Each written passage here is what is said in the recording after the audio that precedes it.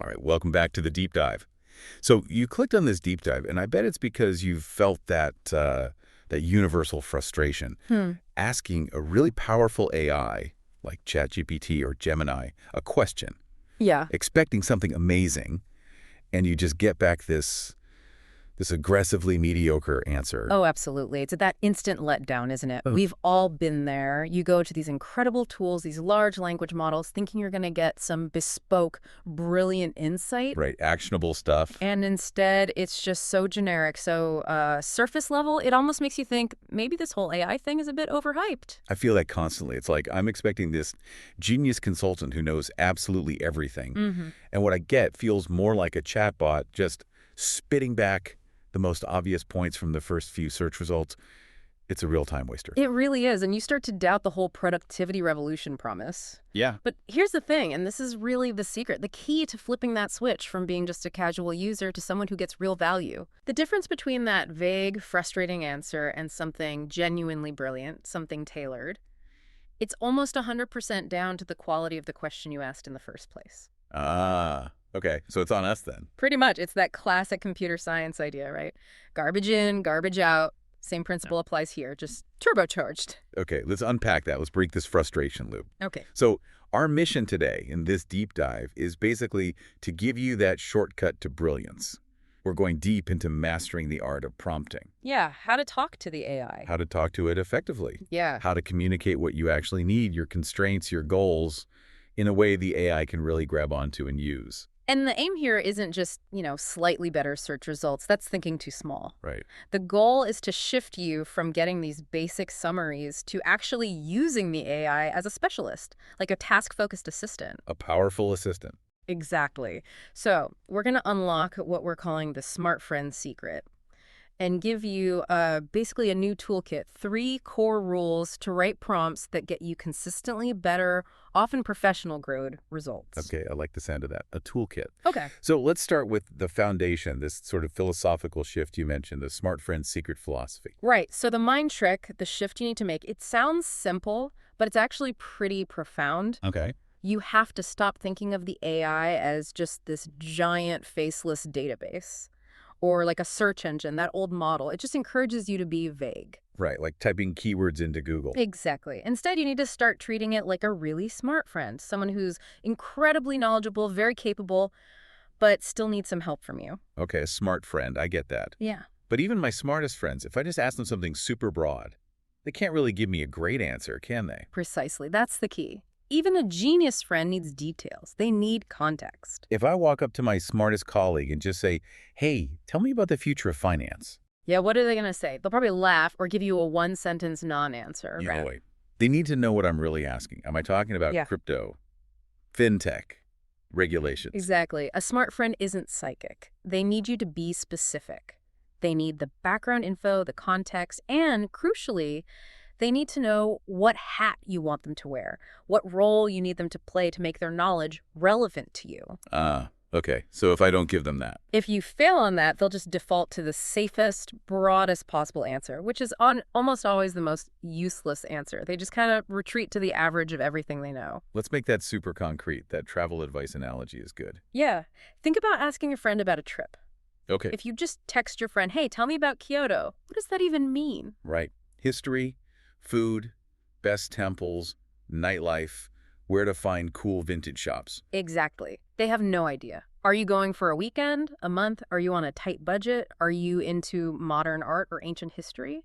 The answer they give back will be so broad, it's basically useless. Okay, but compare that to asking, okay, listen, I'm heading to Kyoto for 10 days in March. I'm planning this photography project, focusing specifically on traditional architecture and like seasonal nature stuff, maybe cherry blossoms if they're early. Okay, getting specific. My budget is roughly $300 per day for everything. Can you maybe sketch out a 3-day itinerary for me? Big constraint. I need locations easily reachable by bus, and ideally places that aren't totally swamped with photographers already kind of looking for those less common shots. No, that is a prompt. See the difference? Huge difference. Your friend now knows the duration, 10 days total, 3 days for this plan, the timing. March implies weather events. Mhm. Your specific interest, photography, architecture, nature. Your goal, less common shots. Your budget, 300 a day. And your logistical constraint, bus access. They can actually give me a useful plan now, something I could literally follow. Exactly. A perfect actionable plan, and the AI works on the exact same logic. The quality of the itinerary or whatever output you want, it's directly tied to how many and how well you define those constraints in your request. Okay, so this smart friend idea helps frame it. Mm-hmm. And it leads us to those 3 core rules you mentioned, the toolkit. Yep, the toolkit. These 3 simple rules are the bedrock. Get these right, and honestly, your results will improve dramatically. Should we list them out quickly before we dive into each one? Yeah, let's do a quick rundown. Okay. Rule 1, be specific, not vague. Got it. Rule 2, give it context, the why behind the what. Makes sense. And rule 3, tell it the role you want it to play. Cast the AI. Okay, specificity, context, role. Let's dedicate the time now. Rule number 1, be specific, not vague. You said this is the foundation. Absolutely. This is the big one, the absolute foundation. If you get this wrong, the rest doesn't matter as much. Why is it so fundamental? Because if the AI doesn't know precisely what target you're aiming for, it tries to cover all the possible targets. It sprays information everywhere. And you end up nowhere useful. Exactly. You just get noise. So you must eliminate vagueness. Vague questions, I promise you, will always, always yield vague, time-wasting, unhelpful answers. Okay, but let me push back slightly here, play devil's advocate for a second. I sometimes hear people say, look, if I have to spend ages writing this super specific, detailed prompt, isn't that just swapping one time-consuming task, figuring out the answer myself for another time-consuming task? That's a really fair question. Where's the efficiency gain? Yeah. Right. The gain comes from slashing the iteration time. Think about it. When you're vague, the AI gives you that big generic blob of text. Right. Then you have to spend time reading it, figuring out what's wrong or missing, and then writing follow-up prompts. Make it shorter. Focus on this aspect. Change the tone. You might go back and forth 5, 6, 7 times. Okay, I see where you're going. But when you're specific up front, you're essentially pre-filtering. You're telling the LLM, ignore all that other stuff. Just focus here. It drastically narrows the search space for the model from the get-go. So it finds the right path faster. Much faster. Yeah. And more accurately. It's less likely to just make stuff up, hallucinate because you've constrained its options. So you get a usable output much quicker, often on the first try. It saves you all that back and forth, that cognitive load of correcting it. Okay, that makes sense. It's front-loading the effort for a bigger payoff. Specificity as a focusing lens. Let's move beyond the simple, tell me about exercise example we touched on. That's a bit too basic. How about something with real professional value? Okay, good idea. Let's take a high-value business task. Say you need to generate a framework for a competitive analysis, but for a really specific niche B2B market. Okay, something I might actually need to do at work. Exactly. So the bad, vague prompt would be something like, write a competitive analysis for my company. Right, and what would I get back? You'd get a textbook definition, a boilerplate template explaining SWOT analysis, maybe Porter's 5 forces. Stuff I already know. Yeah. Intellectually correct, maybe, but totally useless for my specific situation. It applies to everyone and therefore no one. Precisely. Now let's craft a specific prompt for the same goal. Okay, act as a market analyst specializing in sustainable packaging. We'll get to roles later, but let's add it now. Generate a framework for a competitive landscape analysis. Focus specifically on the U.S. sustainable seafood packaging market. Okay, getting very niche. The analysis needs to identify the key competitors who are actually based in the Pacific Northwest. Geography constraint. Assess their primary growth vectors, specifically looking at data or announcements from Q4 2023. Time constraint. Very specific. And structure the final output into 3 main sections. Section 1 on materials science innovations they're using. Section 2 giving a logistical efficiency score, let's say, on a scale of 1 to 10. And Section 3 detailing their stated organizational sustainability commitments. Wow, okay. Very structured output. And one final thing. Present all of this comparative data in a markdown table format. Okay, that's night and day compared to write a competitive analysis. Look at the layers of constraint. You've given it the specific industry, sustainable seafood packaging, the geography, U.S. PNW, the time frame, Q4 2023, the exact deliverable structure, those 3 analytical sections, and the specific output format, a table. What does that force the AI to do? It forces it to stop being a generic essay writer. It has to become a specialized market researcher for this task. It can't just waffle. It has to go find or simulate finding specific data points about materials, logistics, sustainability statements for those specific companies in that region during that period. And then organize it exactly how I asked. Exactly. It has to filter its vast knowledge base through all those constraints simultaneously. That's the power of specificity. It transforms the task from an academic exercise into creating a professional, actionable deliverable. That leap from just retrieving general knowledge to actually solving a problem within tight constraints, that feels like the core benefit here. You're telling it, forget everything else you know for a moment. Just focus on the tiny intersection of these 5 specific requirements. You nailed it. That's the essence of Rule 1. Specificity is the foundation. It tells the AI what you want it to do in detail. Okay, foundation laid. So once we've nailed the what, we need Rule 2, which you said is the complement. Give context. Exactly. If specificity is the what, context is the why, and often the who and the how. The why. Okay. Yeah. How does that differ from specificity? Specificity defines the task parameters. Context provides the crucial background information, the surrounding situation. It's what really shapes the appropriateness and usefulness of the answer for your specific situation. This is where, honestly, a lot of the magic happens. So context makes it relevant to me personally or my specific goal. Precisely. Context tells the AI why you're asking. And that why dramatically influences things like the right tone to use, the level of detail needed, maybe even the risk tolerance in the answer. Can you give an example? Sure. Imagine you ask the AI to summarize some complex new government regulations. The summary itself should be factually accurate, right? Yeah. But the way it's summarized should change drastically depending on the context. Is the context, summarize this for our internal legal team to review potential compliance gaps? Or is the context, summarize this for a public press release aimed at reassuring our customers? Ah, okay. Totally different outputs needed. Yeah. One is about risk identification, the other is about public relations and reassurance. Exactly. The core facts might be the same, but the framing, the emphasis, the language, the level of technical detail, all of that is dictated by the context you provide. The why changes everything. Let's take another complex example, maybe not just a simple email, but something higher stakes, like summarizing notes from a really important personnel performance review. Okay, great example. High stakes. The useless context-free prompt would just be, summarize this performance review document I've uploaded. And what would you likely get? Probably just a dry, neutral summary. It might just list the sections, strengths, weaknesses, goals. It wouldn't be very helpful for actually doing anything with it. Right, it just mirrors the structure. Now let's inject context. First, who is this summary actually for? This summary is for the Executive Leadership Board. Okay, important audience.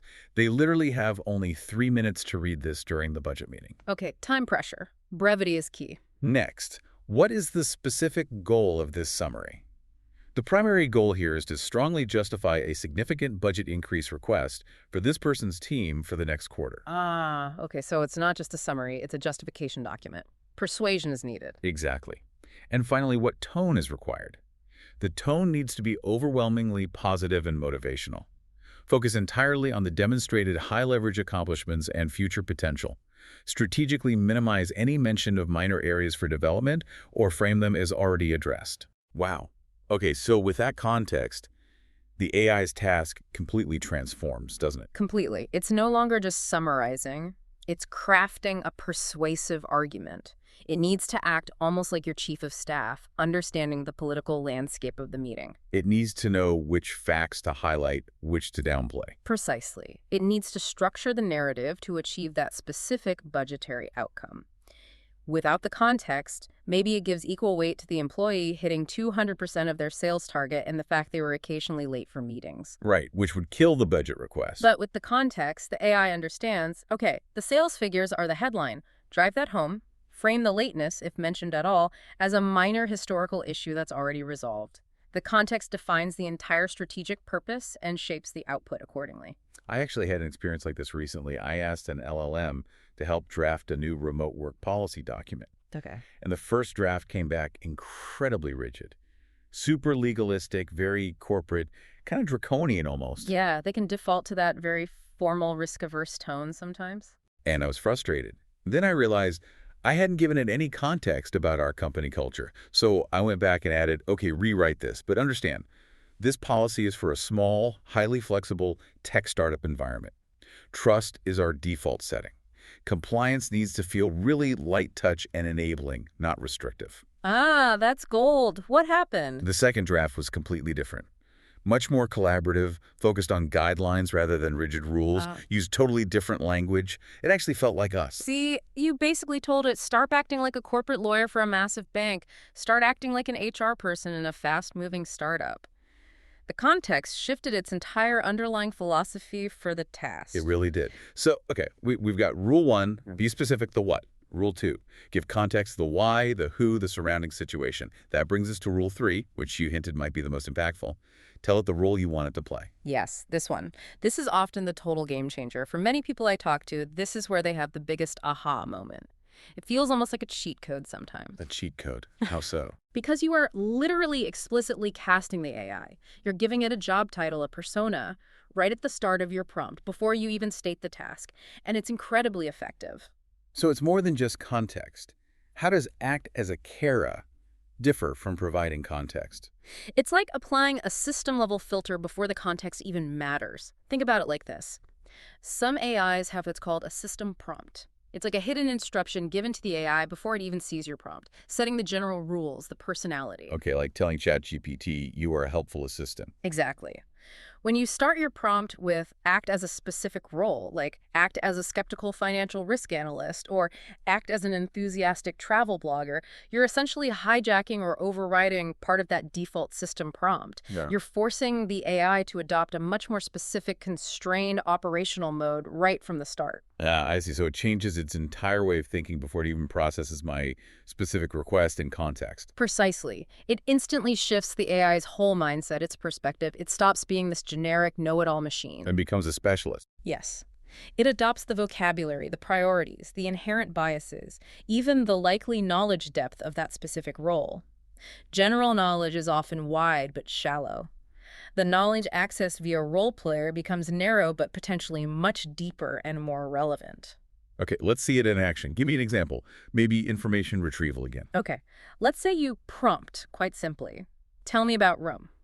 Vague, but okay, what do I get? You'll probably get a decent encyclopedia-style summary, history, Colosseum, Vatican City, maybe some famous emperors, facts. Dry, academic, maybe a bit boring. Probably. Now let's apply a role. Start with, act as an experienced local tour guide specializing in short trips. Then add specificity and context. Tell me about Rome. I only have 2 full days there, and I absolutely love ancient history, but also really good coffee shops. Okay, tour guide, 2 days, history, and coffee. What do you think the output looks like now? It's not going to be a list of emperors, is it? It's going to be a schedule. Exactly. It's going to be a practical, maybe even hour-by-hour itinerary. Okay, day 1, start early at the Colosseum, grab an amazing espresso at this nearby place, then walk through the Forum. It filters all its knowledge about Rome through the lens of a tour guide whose job is to create an efficient, enjoyable experience within specific constraints: time, interests. It shifts from just knowing facts to applying those facts practically. Totally. Or, another example, act as a budget travel planner. That phrase alone forces the AI to consider things a generic knowledge base would ignore. Like what? Logistics, travel times between sites, opening hours, affordability, maybe even booking strategies or transport options. A travel planner thinks about the doing, not just the knowing. So the role forces a specific kind of thinking process. Yes. The quality of the output, when you assign a role, it just jumps to another level. It dramatically narrows the AI's focus and makes it apply specialized filters and priorities to the information it accesses. Okay, I'm sold. Specificity, context, role. Those are the 3 pillars. That covers, what, 90% of good prompting? Easily 90%, probably more for most everyday tasks. If you just nail those 3, you're already way ahead of the curve. But yeah, there are a few bonus tricks, little techniques that can take prompts from just good or great to consistently brilliant. And they can save you even more time. Okay, bonus round. What's the first trick? Remember that these tools are conversational AI. The key word is conversation. Meaning? Meaning, you don't have to get everything perfect in the very first prompt. It's not a one-shot deal. Often, the absolute best results come from a little bit of back and forth, refining the output. So don't be afraid to talk back to the AI. Exactly. Challenge it. Ask it to clarify. Tell it what you liked or didn't like about its first attempt. People often get a long, detailed answer and think, okay, job done. But the real power comes from iterating on that first draft. Okay, let's walk through an example of that refinement cycle. Say I upload, I don't know, a really dense 20-page legal document about new cryptocurrency regulations. Okay, complex input. My first prompt, using our rules, might be, act as a specialist corporate lawyer focusing on fintech compliance. Summarize the 10 key compliance risks for my company mentioned in this document. Provide context. My company operates primarily in the EU. Good prompt. Specific, context, role. What does the AI give back? Let's say it gives back a list of 10 risks, but they're super dense, full of legal jargon, hard to understand for anyone who isn't a lawyer. Okay, typical first output for that kind of task. So what's your next move? Not starting over, right? Right. My next move is a conversational follow-up. Something simple like, okay, thanks. Now act as a high school civics teacher. Change the role. Nice pivot. Rephrase those exact same 10 risks using simple, plain English. No legal jargon at all. This needs to be suitable for presenting to our non-technical marketing team. Brilliant. What happens next? The AI spits out the simplified list. Much clearer. But maybe I need it even more actionable. So one more follow-up. Perfect.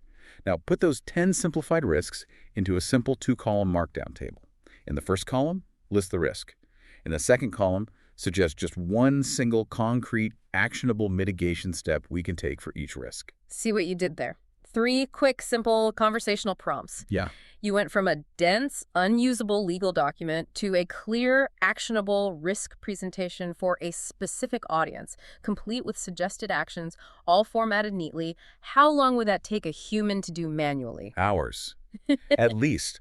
Reading the doc, summarizing, simplifying, brainstorming actions, formatting. Yeah. Hours. Exactly. That cycle prompt, get output, critique, refine, reformat, that's where the massive time savings really come in. You're using the AI's power to refilter and restructure its own previous output based on your evolving needs. Okay, so embrace the conversation. Bonus trick, #1. What's #2? Trick #2 is about controlling the format of the output. This ties into the refinement we just talked about, Yeah. but it's worth focusing on specifically. Presentation matters, not just content. Hugely. Because often the value isn't just in the information, it's how quickly and easily you can process that information and put it to use. If you get back a giant wall of text. Exactly. If you're doing complex research, like comparing several different options or analyzing competitors, getting the results back as one long paragraph is really inefficient. Your brain still has to do all the hard work of pulling out the key comparisons and organizing the structure. So we need to explicitly tell the AI how to structure the information visually. Yes. Use structural language in your prompt. For example, let's say you're comparing 3 different database technologies, maybe traditional SQL, NoSQL, and a graph database. Okay. Don't just ask, compare these 3 databases. Mhm. Be specific about the format. Prompt something like, act as a senior database architect. Compare the pros and cons of SQL, NoSQL, and graph databases for a social media application. Specificity, role, context. Structure your comparison as a single markdown table. Okay, demanding a table. The table should have columns for primary use case strengths, key scalability challenges, and typical learning curve for developers. Make sure the information in each cell is presented as concise bullet points. Very precise formatting instructions. Asking for that markdown table or a bulleted list, or maybe even JSON format if you're feeding it into another program, it's not just about making it look pretty. It's a cognitive shortcut. It's a massive cognitive shortcut. It means you can instantly grasp the comparisons. You can copy-paste that perfectly formatted table directly into a report, a presentation slide, a wiki page, whatever. You save all that time you would have spent manually reformatting and restructuring the AI's output. Okay, control the format for easier processing.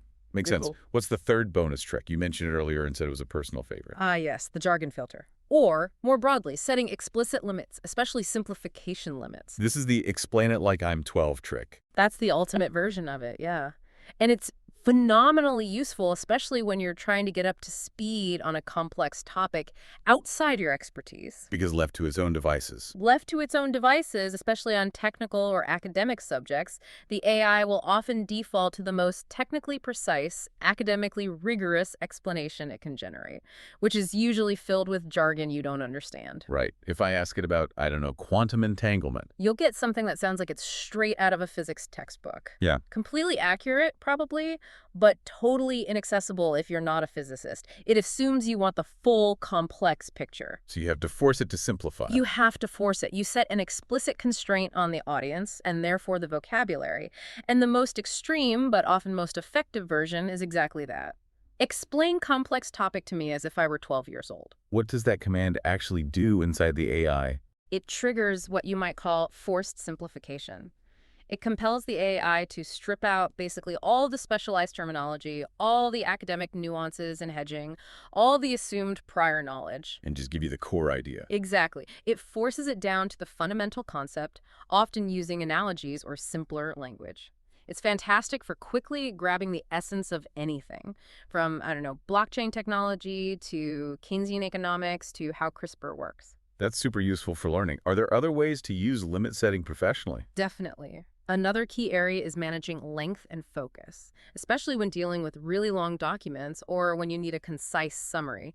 Remember, LLMs have limits on how much text they can process at once, the context window or token limit. Right, you can't just feed it a 500-page book and expect a perfect summary instantly. Exactly. So if you're working with a massive research report, say 10,000 words, you need to constrain the output. A great limit-setting prompt would be, analyze this entire 10,000-word market report I've uploaded, summarize the key findings relevant to regulatory obstacles for market expansion into the European Union only. The summary must be exactly 350 words long. Okay, so you're constraining both the topic focus, EU regulatory obstacles only, and the length, 350 words. Precisely. That ensures the AI uses its limited processing power efficiently. It doesn't waste tokens summarizing the historical background or methodology sections. It focuses only on the high-value, specific information you need, delivered in the concise format you requested. So constraint isn't just about simplifying language. It's also about forcing focus and managing the AI's limitations. Yeah, it's a really powerful angle. It absolutely is. That deliberate use of constraint, whether it's simplifying language, setting length limits, or focusing the topic, it's a secret weapon for getting efficient, targeted knowledge acquisition. Fantastic. Okay, let's bring this deep dive home. We've covered a lot of ground here.